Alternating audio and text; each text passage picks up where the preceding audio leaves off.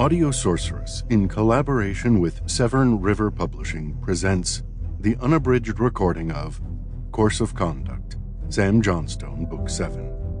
Written by James Chandler. Narrated by James Anderson Foster.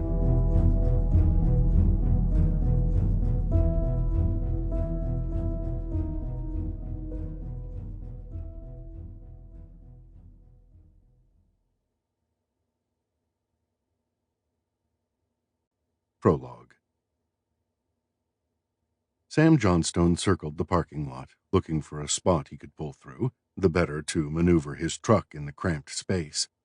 Despite drivers in Custer, Wyoming favoring trucks and full-size SUVs, the faraway, no doubt urban-based gurus were designing parking lots in Custer's new commercial builds with tiny spots better fit for a Tuscan village.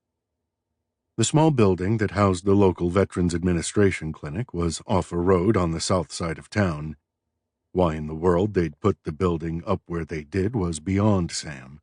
Older veterans would never find it, and because it was off the main drag, there wouldn't be any walk-ins either. More importantly, the lack of visibility put veterans ever further out of sight and, therefore, out of mind. Sam parked and entered the clinic.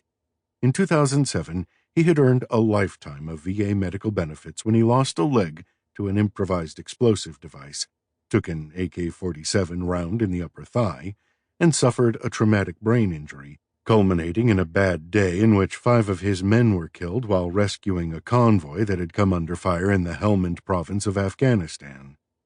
For the past couple of years, Sam had been seeing Robert Martinez at the VA to help him cope booze and drug-free with life on life's terms. Sitting in the waiting room, Sam thumbed through without reading magazines that were years out of date and reflected on the events bringing him here.